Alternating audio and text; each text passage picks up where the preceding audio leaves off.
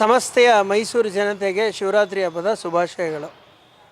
ಮೈಸೂರು ಜನತೆಗೆ ಒಂದು ಸುವರ್ಣವಾದಂಥ ಒಂದು ಅವಕಾಶ ಮಾಡಿಕೊಟ್ಟಿದ್ದೀವಿ.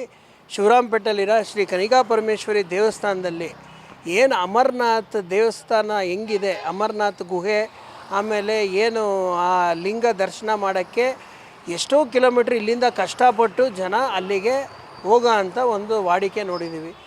ಯಾರಿಗೆ ಶಕ್ತಿ ಇಲ್ವೋ ಅವರು ಮೈಸೂರಿನ ಶಿವರಾಮಪೇಟೆಯಲ್ಲಿರುವ ಕನಿಕಾ ಪರಮೇಶ್ವರಿ ದೇವಸ್ಥಾನದಲ್ಲಿ ನಾವು ಶಿವರಾತ್ರಿ ಪ್ರಯುಕ್ತ ಸಾಯಂಕಾಲ 6 ಗಂಟೆಯಿಂದ ಆ ಒಂದು ಗುಹೆ ದರ್ಶನವನ್ನು ನಾವು ಏರ್ಪಡಿಸಿದ್ವಿ.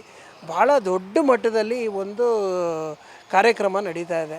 ಜೊತೆಗೆ ಕೆಲವೊಂದು ಕಲೆನ ಏನು ರೂಪನ ಮಾಡ್ತಾ ಇದ್ದಾರೆ, ಅವರು ಹಗಲು ರಾತ್ರಿ ಕಷ್ಟಪಟ್ಟು ಮಾಡ್ತಾ ಇದ್ದಾರೆ.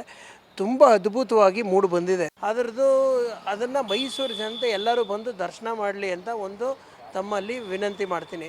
ಅದೇ ರೀತಿ ಒಂದೇ ಜಾಗದಲ್ಲಿ 2 ಥರ ಮಾಡ್ತಾಯಿದ್ದೀವಿ. ಒಂದು ಉಜ್ಜಯಿನಿನಲ್ಲಿರೋ ಅಂಥ ಮಹಾಕಾಳೇಶ್ವರಂದೇ ಒಂದು ರೂಪ ರೆಡಿ ಮಾಡಿ ಅದಕ್ಕೆ ಭಸ್ಮಾರತಿ ಜೊತೆಗೆ ವಿವಿಧ ದ್ರವ್ಯಗಳಲ್ಲಿ ದೇವರಿಗೆ ಅಭಿಷೇಕ ಒಂದು ಕಾರ್ಯಕ್ರಮ ಇಟ್ಕೊಂಡಿದ್ದೀವಿ.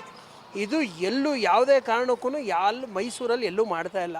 ನಾವೊಬ್ಬರೇ ಒಂದು ಆಯೋಜನೆ ಮಾಡಿದ್ದೀವಿ. ಮೈಸೂರು ಜನತೆಗೆ ಒಳ್ಳೆಯದಾಗಲಿ, ನಮ್ಮ ರೈತಾಪಿ ವರ್ಗದವ್ರಿಗೆ ಒಳ್ಳೆಯದಾಗಲಿ ಅಂತ ನಾವೊಂದು ಈ ಒಂದು ಸಂಕಲ್ಪ ಮಾಡಿ ಈ ಒಂದು ಕಾರ್ಯಕ್ರಮ ಮಾಡ್ತಾಯಿದ್ದೀವಿ.